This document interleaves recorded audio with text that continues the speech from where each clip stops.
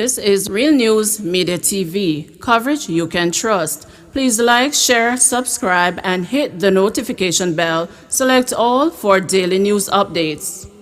Second suspect in Chinese businessman's murder shot dead.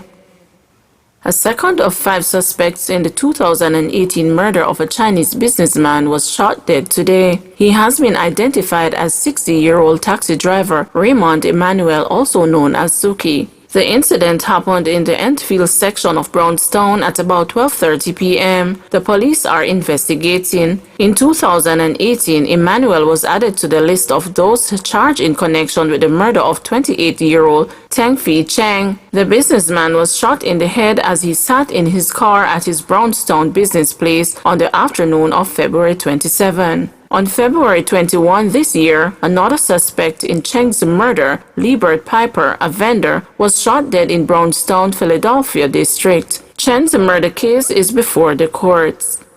Gunman disarmed and shot while trying to rob store in Westmoreland.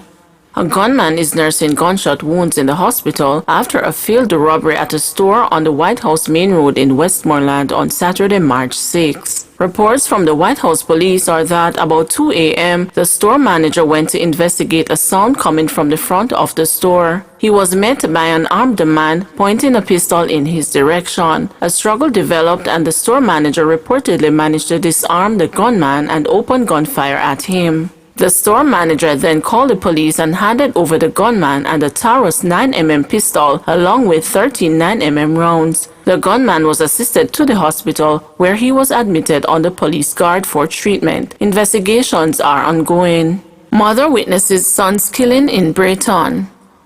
A man is now in police custody and his cronies are being sought by the police after they carried out a brazen daylight shooting of a man at about 2 p.m. yesterday in Briton, Portmore, St. Catherine. Rohan Martin, 42, had just left the burial of his cousin and was heading towards his car when he was approached by 3 men who shot him multiple times. He was pronounced dead at the Spanish Town Hospital. The incident occurred on Macpherson Drive in Braeton, Portmore. However, quick action by the St. Catherine South Police led to the apprehension of one of the alleged killers and the seizure of a firearm. A grieving evangelist Evadne Martin, mother of the deceased, who reportedly witnessed the shooting, told the news she was a few meters away behind her son when she saw the gunman approaching him as he was about to enter his car. She said they opened fire, hitting him several times. I ran over to him and he was trying to say something to me, but I saw a clot of blood came from his nose and mouth and I know he would not survive, said Martin. Just as the men got into a white car and were speeding away, I saw a police vehicle drove up and I chased after the car, she further revealed.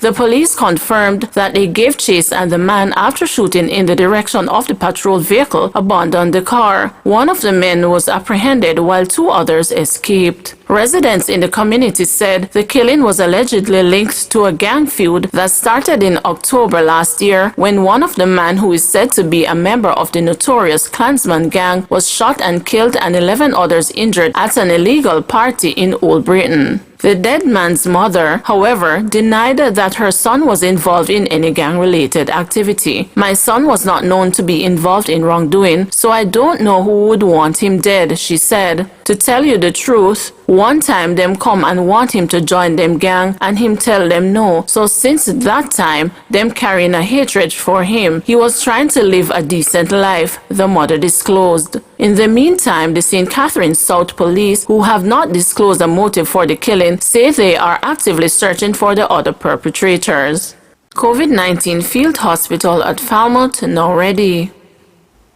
The need for additional bed space to handle coronavirus cases in Western Jamaica should be alleviated somewhat this coming Monday as the new $200 million field hospital on the grounds of the Falmouth Hospital in Trelawney will be ready to host patients. The announcement, which is welcome news for the Western Regional Health Authority, was made by Health and Wellness Minister Dr. Christopher Tufton during a tour of the facility yesterday. All the support systems are in place for the facility to become operational, stated Tufton following his tour. The doctors and nurses and other needed staff have been recruited. The equipment, which is a gift from Pan American Health Authority organization, all brand new, has been installed. Come Monday morning, 6 patients will be transferred to this new ward, added Tufton, who has been under pressure to find additional bed spaces as COVID-19 cases continue to increase steadily. Tufton praised Falmouth Hospital for the role it has played in the region at a time when Cornwall Regional Hospital is struggling to rebound from a noxious fumes issue that came to the fore in 2016. 5 years ago, when I came here, the bed space was under 100. Today, because of COVID-19 and what is happening at Cornwall Regional Hospital, the bed count is now 220. This further qualifies the hospital for Type B status, said Tufton. When questioned about the cost of overrun incurred for the field hospital as a result of missing the original November 30, 2020 completion date, Tufton had this to say: "We have had to make some adjustments. The weather played a great part in influencing the delay for 3 weeks it rained," explained Tufton. "The landscaping was not in the original budget, but we got value for money." Senior medical officer at Falmouth Hospital, Dr. Leighton Perrins, said he was excited to see the new facility finally ready for use. "I am very happy. I have always championed for an increase in bed capacity. We now have 25 doctors on staff. The 36-bed addition makes it necessary for additional staff, which is good for us. At the end of COVID-19, we will have these newly installed beds for our patients," said Perrins. Jamaica reports a new record high 527 COVID cases in 24 hours and 3 deaths.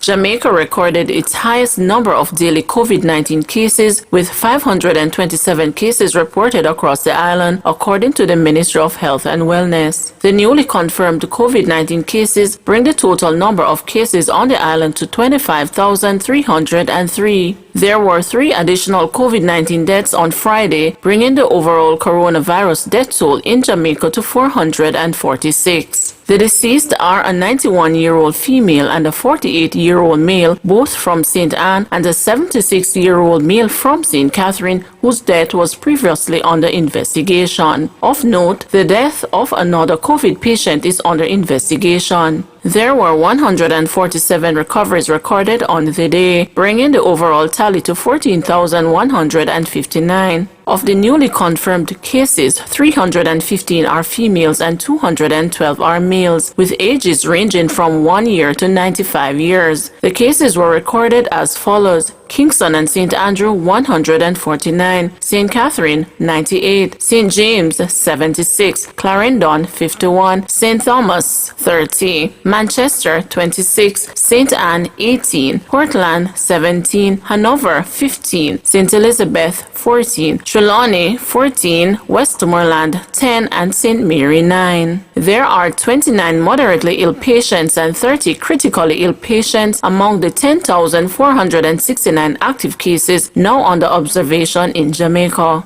Expect delay in service delivery at some Ministry of Labor and Social Security parish offices.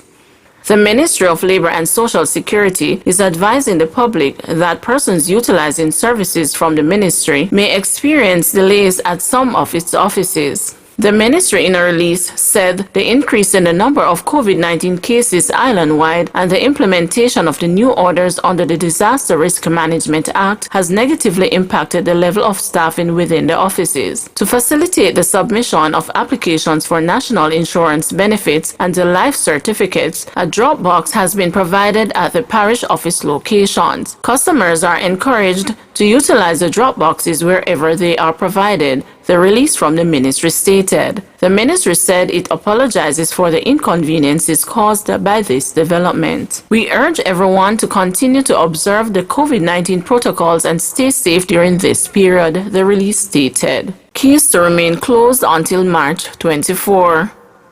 The Office of Disaster Preparedness and Emergency Management has advised that all quays will remain closed until March 24, with the exception of the Morant and Pedro Quays, which fall under the Morant and Pedro Quays Act of 1971. The ODPEM said no activities should take place at these locations as the country continues to take steps to reduce the spread of COVID-19. It also reminded the public that breaches of the protocol attract a fine of up to 1 million Jamaican dollars. Meanwhile, the ODPEM said the Jamaica Defense Force Coast Guard and the Jamaica Constabulary Force Marine Police will continue to rigorously monitor the Cays and all other locations to enforce the laws and ensure that the public is conforming to the established measures. Please remember to like, share, subscribe, and hit the notification bell. Select all for daily news updates.